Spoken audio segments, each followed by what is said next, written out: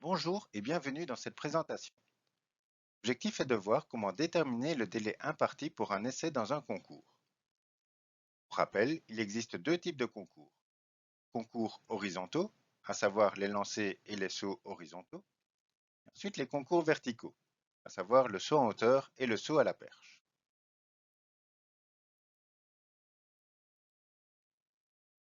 Comme juge-arbitre de pouvoir déterminer le délai imparti à un athlète pour commencer son essai. Lorsque le site est prêt pour que l'athlète puisse effectuer son essai, par exemple la zone de réception est dégagée ou ratissée, la ressource est à quai, les poteaux de perche sont mis à la distance demandée par l'athlète, l'athlète est appelé, le compte à rebours du délai imparti est démarré. Attention, délai imparti est le temps autorisé à l'athlète pour débuter son essai. L'athlète doit donc débuter son essai avant que ce temps ne soit écoulé, peut le terminer après celui-ci. Tout repris dans le règlement, règle technique 25.17, donne les temps qui ne doivent pas être dépassés. Commençons par les concours horizontaux, à savoir les lancers, saut en longueur et le triple saut. Le délai dans ces épreuves est de 1 minute. Si un athlète a consécutivement deux essais, cet athlète aura 2 minutes pour débuter son essai dit consécutif. Les délais sont valables que ce soit dans un concours individuel ou un concours d'épreuves combinées. Ce délai est constant du fait que dans ces concours horizontaux, tous les athlètes passent l'un à la suite des autres chaque tour. Leur performance est mesurée à chaque essai. Pour rappel, des essais consécutifs peuvent par exemple survenir dans les situations suivantes. Un athlète est le seul à concourir ou après un changement d'ordre de passage. Pour un essai de remplacement, le juge arbitre déterminera le délai autorisé en fonction des circonstances. Passons à présent aux concours verticaux, à savoir le saut en hauteur et le saut à la perche. Dans les concours horizontaux, nous avons vu que le délai imparti était différent si l'athlète avait des essais consécutifs.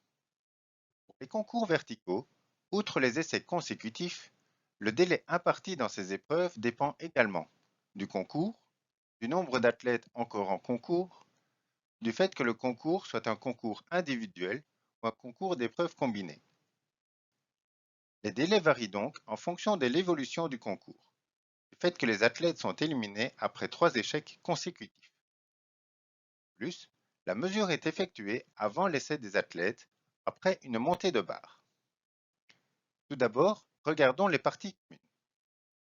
L'athlète doit commencer son concours. Lors de son tout premier essai dans le concours, son délai est de 1 minute. Même, lorsque le nombre d'athlètes est supérieur à 3, le délai est également de 1 minute.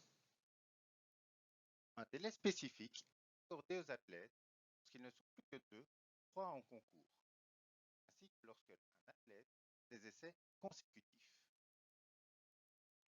Voyons à présent la différence entre les concours individuels et les concours d'épreuves combinées.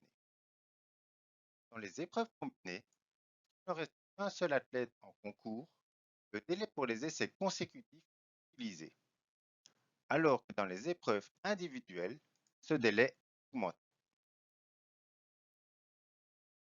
Comment comptabiliser le nombre d'athlètes en concours? La comptabilisation des athlètes en concours se fait à chaque montée de barre, en comptabilisant les athlètes qui ne sont pas encore éliminés, ainsi que les athlètes éliminés qui sont toujours classés en première position. De ce fait, le changement de délai en dehors des essais consécutifs et du tout premier essai de chaque athlète ne s'effectuera qu'après une montée de barre.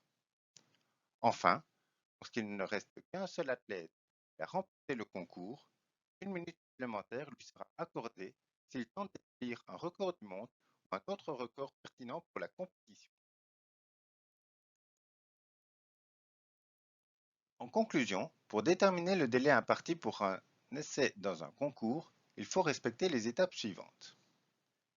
Déterminer le type de concours, horizontal ou vertical. Pour les concours horizontaux, le délai est toujours de 1 minute, sauf pour les essais consécutifs où il est de 2 minutes. Pour les concours verticaux, le délai est toujours de 1 minute pour débuter le concours, à savoir le tout premier essai de chaque athlète dans le concours, ou lorsqu'il y a plus que 3 athlètes en concours. Comptabiliser le nombre d'athlètes en concours avant chaque nouvel auteur, y compris les éliminés qui peuvent gagner. Le délai dépend du concours, soit en hauteur ou soit à la perche. Le changement de délai n'intervient qu'à chaque montée de barre, sauf pour les essais consécutifs, pour le tout premier essai de l'athlète dans le concours. 1 minute est ajoutée au délai si l'athlète est seul en concours, qu'il a gagné le concours et qu'il tente un record pertinent pour la compétition.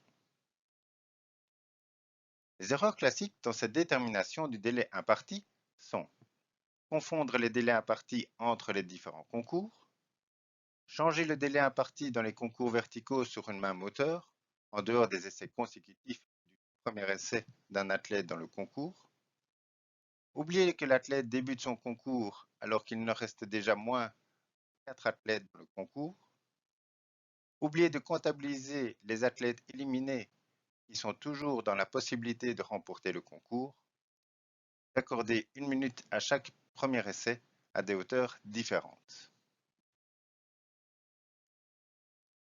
À présent, à vous de jouer.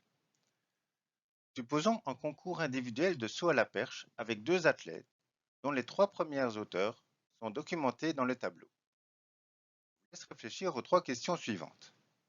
Quel est le délai autorisé pour débuter à 5,20 m? Quel est le délai autorisé pour sauter à 5,40 m? Quel est le délai autorisé à l'athlète B pour effectuer son troisième essai à 5,60 m?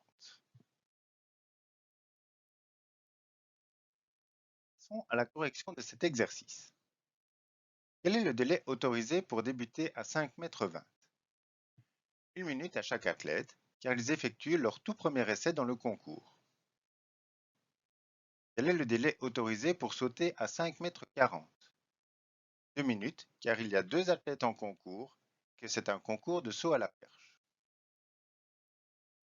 Quel est le délai autorisé à l'athlète B pour effectuer son troisième essai à 5,60 m? 3 minutes, car c'est un essai consécutif. Cet athlète peut avoir un délai de 5 minutes s'il demande une impasse à 5,60 m pour tenter une hauteur supérieure, car il est le seul en concours. S'il tente de ce fait un record pertinent pour la compétition, il aura également 1 minute supplémentaire, donc 6 minutes au total, du fait qu'il a déjà remporté le concours. Je vous remercie d'avoir suivi cette présentation sur les modifications du règlement et j'espère qu'elle vous a été utile. À bientôt!